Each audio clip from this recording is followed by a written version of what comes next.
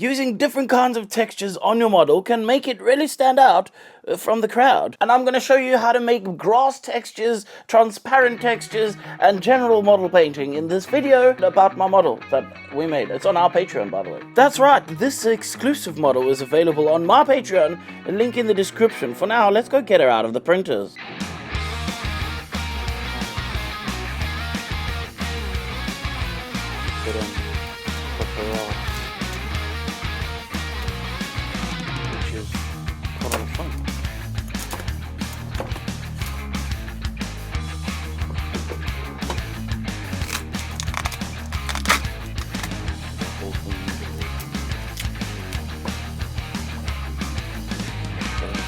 Now, of course, the first bit of texture that I want to talk about is this grass base, and I'm going to show you a pretty simple way of doing this, although you do need some special tools.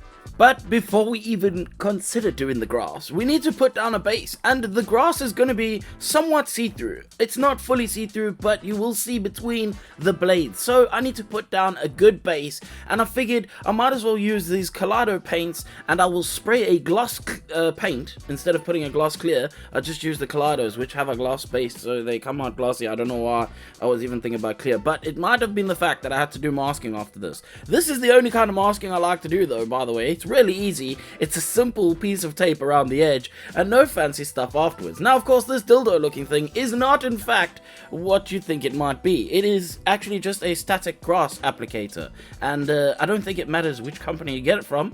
I just think that it matters that you have electricity of some kind in order to make these little pieces of grass stand up. That's all it is just static electricity.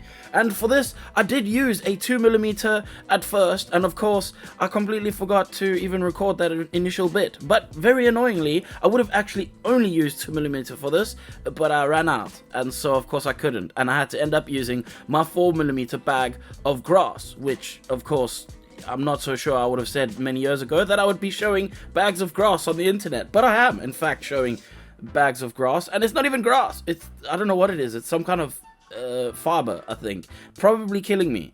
So maybe wear a mask when you're doing this, but equally you can see how much of a mess this makes. It literally goes everywhere, but also you can see how staticky that grass is because of the electricity. It's got a little 9-volt battery in it, and that's all it takes to make enough static electricity to make your grass stand up. Otherwise, it may lay flat when you put it down. Do you see how it's flat on the little piece of paper? It's laying flat, doesn't look quite the same. That is because obviously of the static. Of course, you want to tap it off, and you want to do this multiple times. The glue that I used to put down is this basing glue, which comes from the same company. It came as a full kit, so I just used the glue that came with it because it came as a kit. You can literally just use any old PVA glue, in my opinion. I'm pretty sure it is literally just PVA glue with a higher price tag. But either way, once that's all done, I can demask that, and I have a fantastic base after that. I obviously primed everything else, and for this I used Kaleido primer. This is the primer that I really enjoy, and there should be links for this stuff in the description down below. Now, of course, I printed this little skirt in a transparent resin. This is because I wanted to have some kind of effect with this. I completely cocked this up, and you will see this later on, but literally near the end of the video. For now, I'm just going to show you the colors that I used. I never changed the colors at the end of the video, but I did change how I put them, but we'll get there a little bit later. Sticking with the red ink, though, I then sprayed over the top of all the red parts, the bright red bits on the suit, and that will make them look really, really bright. The corset, however, I decided to use Flesh Terror's red, which is a much deeper red, but this is also going to have a slight change in color so that there isn't two of the exact same reds on the model. There is a lot of red, obviously, on the Queen of Hearts, and so, of course, I want to make sure that these reds are all different, and that's the reason for using ink on certain parts and a contrast on other parts. Now, whilst we work on the skin, I quickly want to tell you about the sponsor of this video. That's me! I am in fact the sponsor of this video, And so if you're interested in this model, it's down below in the description. Go and join the Patreon. In fact, you don't even have to get the model. You can also just go to the Patreon and subscribe at the lowest tier, and even that does more for the studio and me and Frankie and the shop and everything than even watching all of the videos does. That's because YouTube doesn't pay us a whole lot of money, because I don't know why they don't do that, but obviously I don't expect them to pay anymore. It doesn't really matter. But if you want to support the channel, well then that's a way. That's a very good way of supporting channels, especially like mine and others. If you like any creator, go and support them over on Patreon. Trust me, they will be internally grateful forever. That's just how this works. Now, on this model, there are some black pieces, obviously, and these pieces need to be shaded. So I used a grey to shade them, but like a bluey kind of grey to shade them. And in the previous videos, I've been using a greeny grey, but for this particular model, I needed that bluer grey. It makes it look a little bit more exciting. I don't really know how else to explain it, but it just looks less evil than using the green version of this kind of highlight. Now I quickly want to show you here, you can see me doing 2 layers, and I actually did about 3 or 4 layers of this red over the black, and that is a nightmare. Painting red over black is the worst thing in the world, but if you painted grey underneath, it would have been so much easier. But in my mind, I was going to do a couple of layers anyway, so I might as well just paint the red and call it a day. I want to quickly also mention that this model was sculpted for us by Lucas today. I commissioned Lucas, who has done quite a few of our models, and since we started releasing models on my Patreon, and he's been one of our main workers. And honestly, I love working with the dude. The way that we work is basically we discuss this concept, we go over all of the poses, how things work, how they flow. He sends me like silhouettes and stuff, and we make sure that silhouette wise the models work. We make sure that the concepts work. There's just so much thought that goes into this. Genuinely, I know you don't know any of this stuff if you haven't commissioned models before, or you can't really tell because no one's really going out there and explaining the entire process. But this happened over a few weeks of working together, just like all the other models we've had done with him. And the way that we work together is just fantastic. I want to say a massive thank you to Lucas for working on this model with us, because I'm really happy with how this model came out. I feel like this is a unique take on the Queen of Hearts, something that's totally different, and it feels very much like Groundeffected models. This is the direction I want to be going with our models. And of course, if you want to subscribe to us and help us build this up, I'd love to produce much more models every single month, but for now we can only do one, so this is the one that we chose to go with this month. Next month is maybe something you might like. It's going to probably be in the same area of the Queen of Hearts. That's as much as I can say. I don't want to say anything else just yet, but let's get back to painting. And of course, for any of the gold bits on this model, I'm going to just be using bronze, and this is from Pro Curl Monument Hobbies paint, and this is because this paint goes down a magic. It's honestly one of the best metallic paints that I've ever used, and I cannot get any other gold paint to go down as smooth and as easy as this paint does. And so whenever it's gold, that's the color I use. Even though it's not gold, I don't care. It kind of looks gold and it goes down perfectly. Of course, I did all of the trimming on the model, the entire corset, and also her lovely skirt.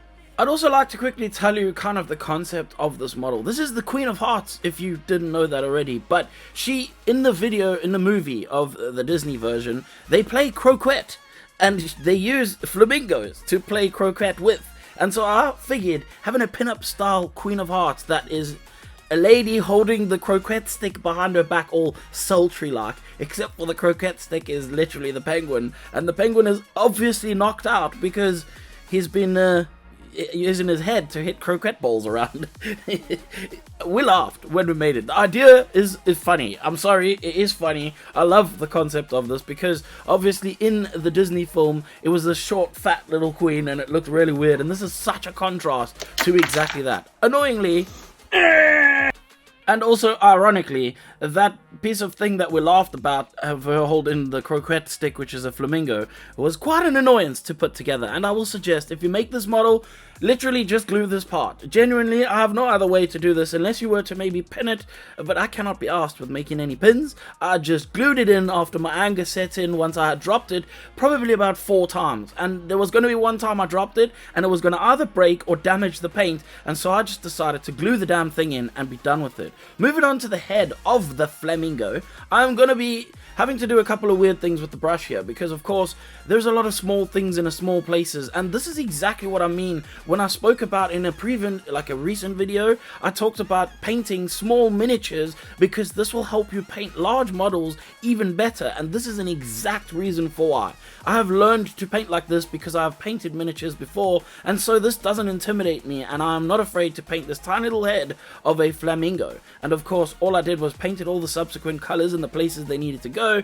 And then for the tip of the tongue, you might be wondering what kind of color, because if you look at the drawings of them, they have like a black tip of the nose, but if you painted it black it would look stupid. So I mixed purple with a bit of that skin tone, which I knew would make a grayish browny kind of color, and that was the color I used for the tip of the nose. Now her hair, I'm going to paint this with a dark reddy brown. It's not red, it's not brown, it's reddy brown, of course. As you can clearly see on the top of her head, I'm going to paint every single thing that is hair-like on this lady with that, including the caterpillars on top of her eyeballs, which could be called eyebrows, depending on how you look at it. Also, I'm going to do the thing that I've always done for the last, I don't know how many models, and I'm going to paint Magos purple into the eyes, so that there is something of a bit of a pink underneath the eyes when I come back later and shape the insides of the white parts. I used pink over her cheeks because she should have nice bright pink cheeks, and then I went to paint the little heart on her lips. After this, I'm going to focus on the eyes again just a little bit more, and I'm going to take one of my lighter skin tones and paint a very, very thin line super carefully underneath the bottom of each eyeball themselves. This, I don't know why this does it, but it's like a type of makeup style that I personally like, and I think it looks really good on models. It just helps them look a little bit softer and not so harsh, because of course I don't want her to seem like she is a hard, scary queen of hearts. She needs to look beautiful. She is having her day out on the model sports day, doing model things. Obviously that's exactly what's going on here. Now, to paint the eyes, the sclera parts of the eyes, I'm going to be using a highlight skin color, and you cannot get this color because it is in part of a set, and that's stupid, but an ivory will work very much the same in this place. Of course, you can also add a little bit of redness or grayish to the sides of those eyes to make them not look so stark if you don't like it this way, but I personally like my eyes to look like this because it's part of my style and how I paint the characters. I want them to feel somewhat of a cartoony comic style. It's something in between, not realism but also not comic either. It's just a little bit more illustrative. It's how I like to work. Now I want to quickly show you the difference between the two skirts. This is how I originally painted it, and I got this weird muck. I don't know what it is. It might be a bit of resin that was stuck in a place, and so I changed up and painted a little bit less red and left more clear, but now I can call this model done.